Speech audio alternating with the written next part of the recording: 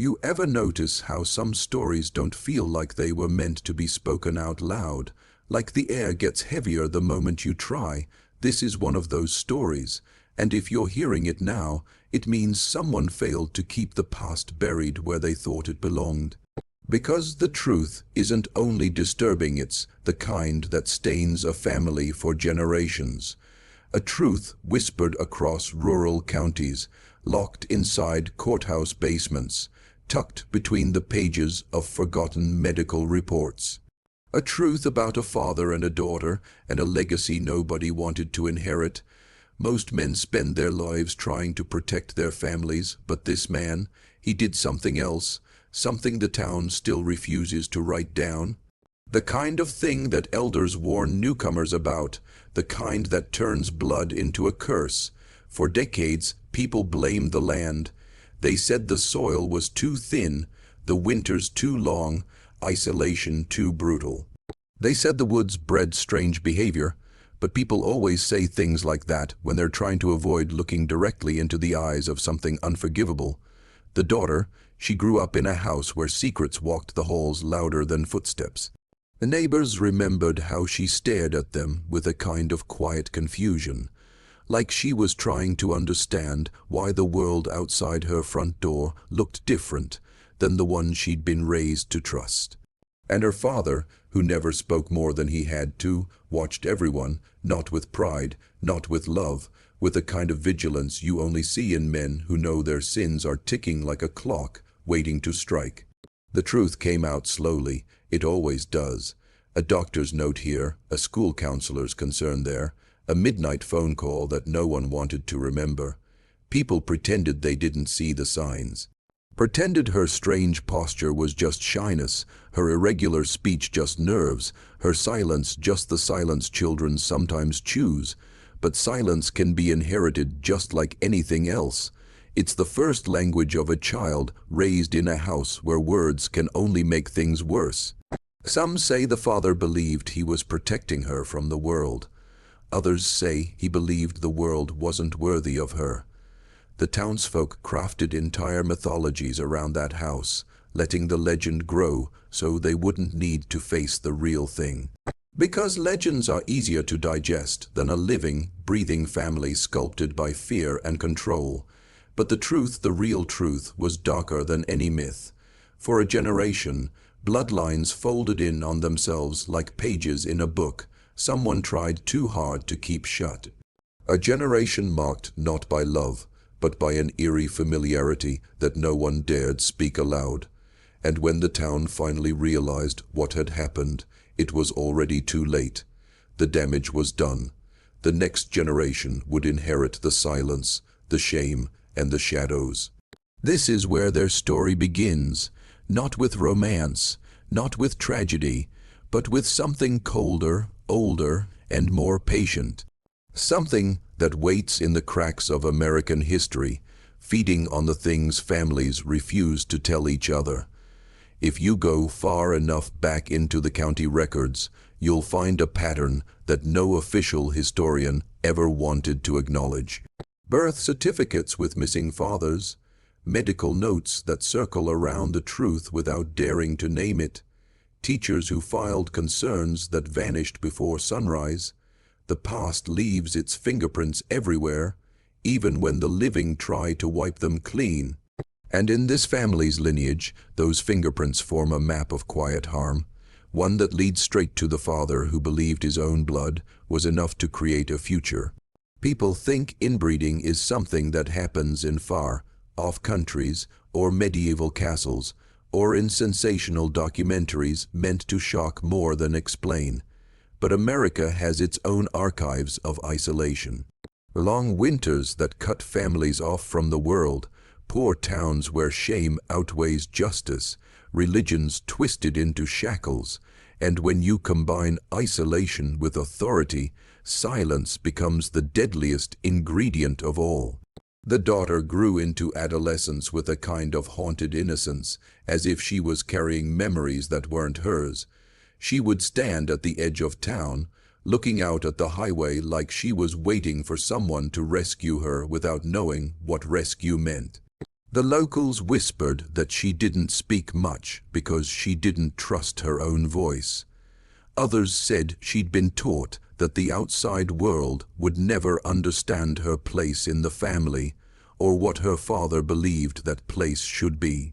Children can sense when something is wrong long before adults are willing to admit it. They pick up on the way people flinch when certain names are mentioned, the way neighbors avoid eye contact, the way authority figures hesitate before asking the questions they already know the answers to. And she sensed all of it. She sensed the world tilting around her. She sensed a wrongness in her own story, as if she'd been written into a narrative that had started long before she was born. The father, meanwhile, lived with a paranoia that grew heavier each year. He watched the daughter like a man guarding a crime scene, not out of affection, but out of fear that the truth inside his home would leak out through her eyes. The sheriff once said the father had a look that made men uncomfortable, a gaze that lingered too long, as if measuring what people suspected and what they were too afraid to say. By the time the truth began to surface, the damage had already reached beyond the daughter herself. Families talk, even when they pretend not to, and soon the town began tracing the threads backward to cousins who behaved strangely, to siblings with unexplained medical conditions, to ancestors who lived on the same patch of land for so long that their family tree circled back into itself. That was when the county elders realized something terrifying. This wasn't a single sin, it was a legacy born out of a family that treated blood like destiny and secrecy like survival, a legacy that had shaped the community without anyone daring to acknowledge its roots. And now, the truth was knocking again, louder this time, harder to ignore. What most people don't understand is that generational secrets don't just sit quietly in the past. They echo, they mutate. They shape the way a family walks, the way it talks, the way it hides. And in this family, the echoes were growing louder with every year the daughter aged. It was as if the truth was pushing up through the floorboards, through the walls, through the very air of that house, demanding to be recognized. She became a teenager without ever really becoming young.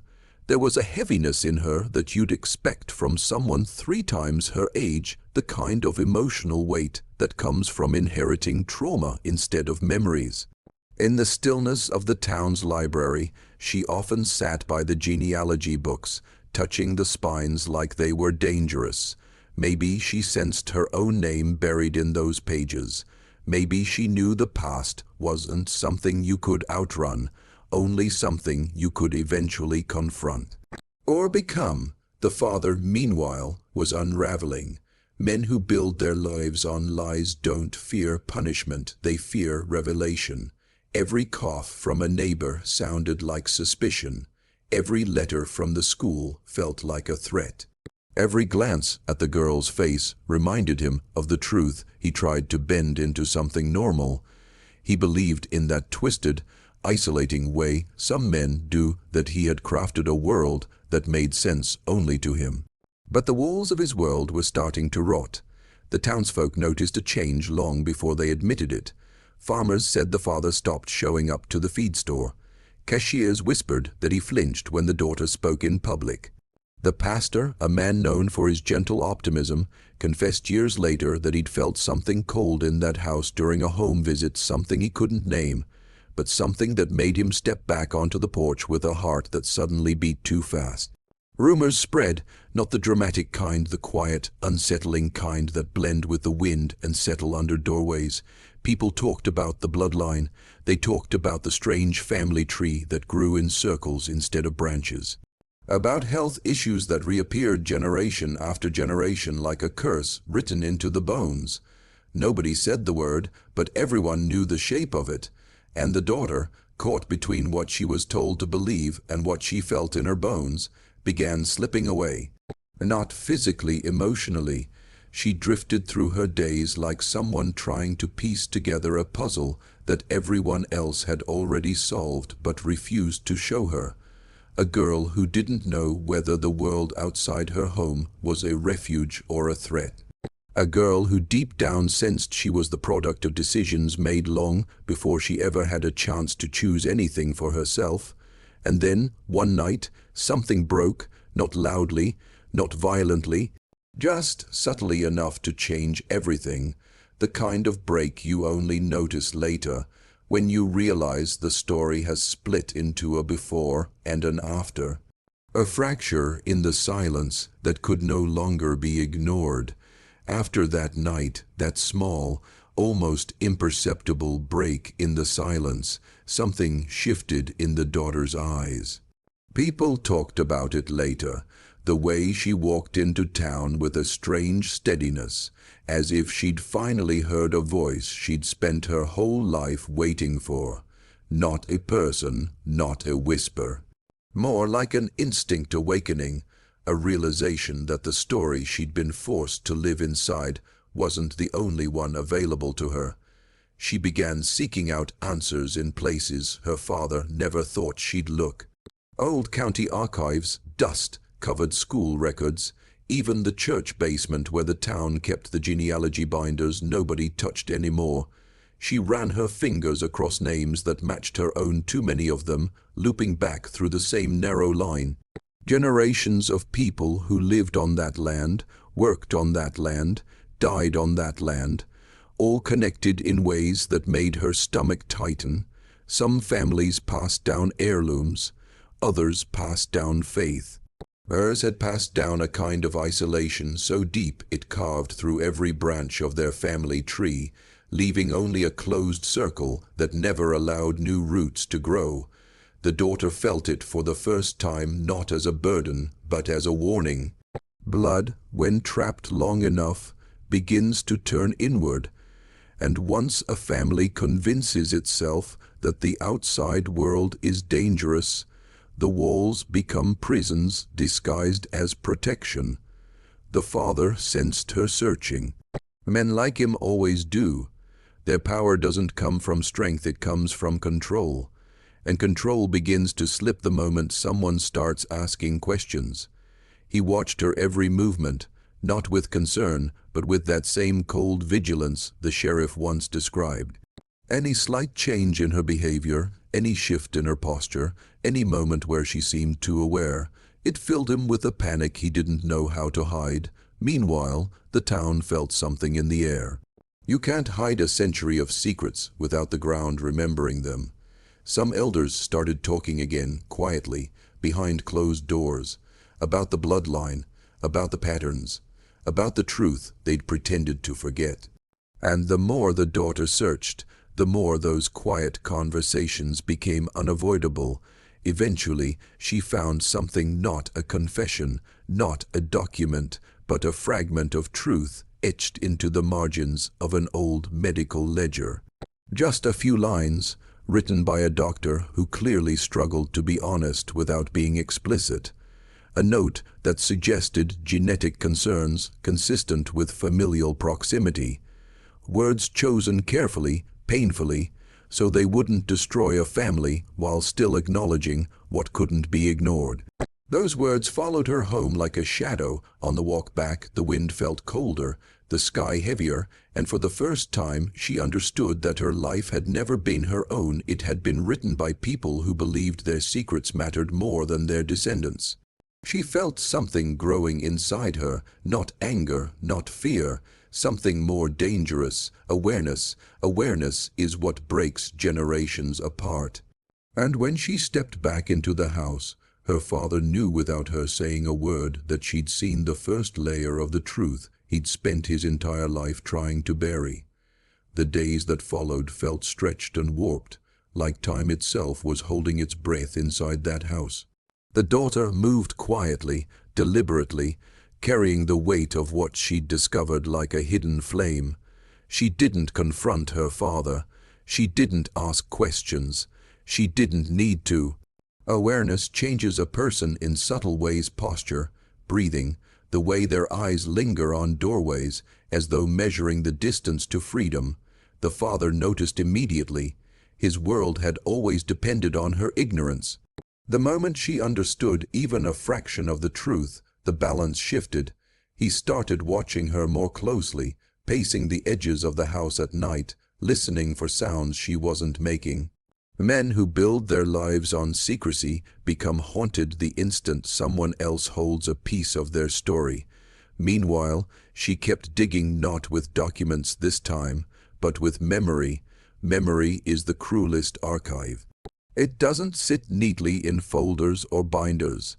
It slips through the cracks, resurfacing in flashes, in the way certain rooms smell, in the tone adults used around her when she was small.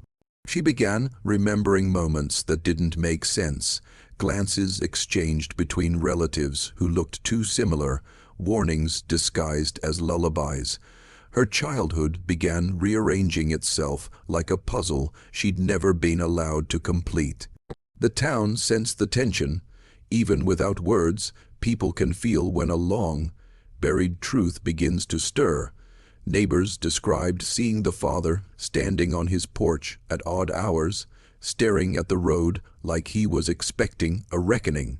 Others heard the daughter walking alone through the woods at dusk, whispering to herself not fearfully, but as if practicing a language she'd never been taught.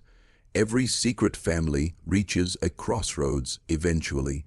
A moment where the past demands to be spoken, whether the living are ready or not. For this family, that moment arrived quietly. No violence, no chaos.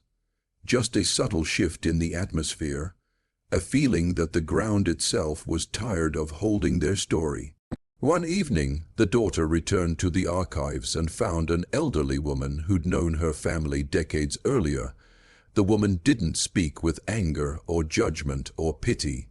She spoke with exhaustion, the kind that comes from watching history repeat so many times it blurs into a single, continuous wound.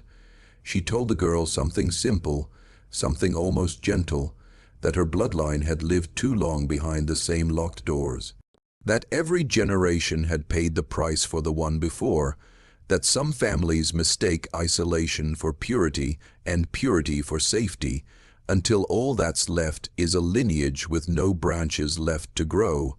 Those words didn't break the daughter. They clarified her. She realized that her life wasn't the consequence of one man's choices. It was the end of a chain forged long before her father was even born. And chains, once recognized, can be broken. If you're still watching, you're already braver than most. Tell us in the comments, what would you have done if this was your bloodline? There comes a moment in every buried story when silence turns from protection into confession. A moment when the truth doesn't need to be spoken aloud, because it's already alive in every gesture, every breath, every shadow. That moment arrived the next morning when the daughter walked into the kitchen and found her father sitting at the table, staring at nothing. Not at her, not at the window, nothing. The kind of nothing a man sees when he realizes the past he built his world upon has finally caught up to him. He didn't ask her where she'd been. He didn't ask what she knew. He didn't have to. The house had shifted. The air between them was no longer thick with confusion, it was thick with recognition. She saw the fear in him, the shrinking of a man who'd spent a lifetime convincing himself he was the architect of destiny, only to discover he had been building a cage, not just for her, but for himself. She sat across from him, quietly, the way a witness sits across from a confession waiting to happen. The clock ticked between them like a pulse. In that stillness, she understood something deeper than any document or whispered rumor could reveal. He wasn't just afraid of being exposed. He was afraid of the story finally ending, because men like him don't thrive in the open. Their power dissolves in light. The townspeople later said they felt a shift in the wind that day, as though the land itself exhaled after holding its breath for generations. Animals moved strangely, Neighbors paused mid-task, sensing a release they couldn't name. Even the pastor remarked that the quiet had become too loud to ignore. The daughter rose from the table without saying a word. Not in rebellion, not in fear, but with the solemnity of someone carrying the final page of a long, brutal chapter. She walked out of the house and into town, not looking back, not hesitating. She wasn't running away. She was stepping out of a narrative that had claimed too many lives already. As she crossed the town square, people noticed her not the way you notice someone unusual, but the way you notice someone who has survived something enormous. Her expression wasn't angry or broken or lost. It was clear, painfully clear, like someone who had finally realized that the truth, no matter how dark, is always easier to face than the silence that hides it. Behind her, the father remained at the table, frozen in a panic that had nothing to do with consequences. It was the panic of a man who knew his story had depended on her obedience, her confusion, her isolation. And she had taken all three away from him simply by walking out the door. Sometimes the most powerful act of defiance isn't a scream or a confrontation. It's a quiet departure, a refusal to continue the pattern, a choice not to inherit a legacy of harm. That was the day the bloodline finally cracked. Years later, people would tell fragments of the story in whispers, but never the whole thing. The daughter's life after that day became a quiet testament to what it means to escape a shadow too long cast. She never returned to the house.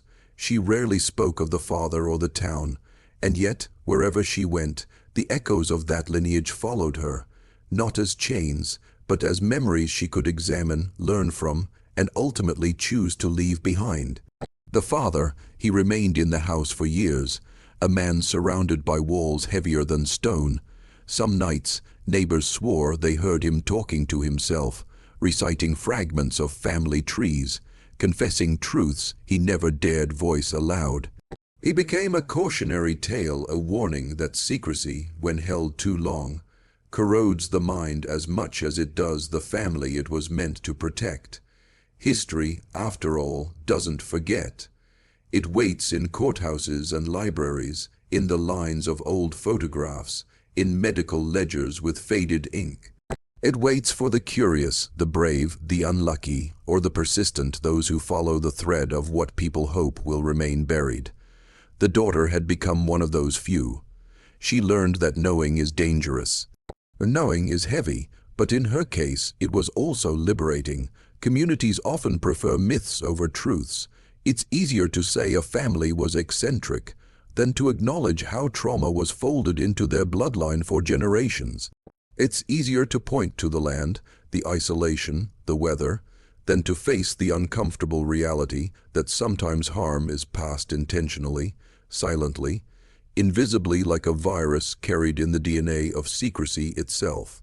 And yet, for all the darkness, there is a strange light in her story, the kind of light that comes not from resolution, but from refusal.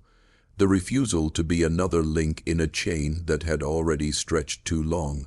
The refusal to pass on a history of fear and silence. Her choice was quiet, almost imperceptible, but it mattered more than anyone could have imagined.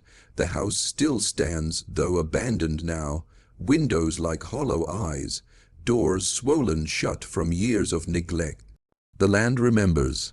Sometimes at night, a traveler might swear they hear footsteps pacing inside, or a faint voice whispering across the wind.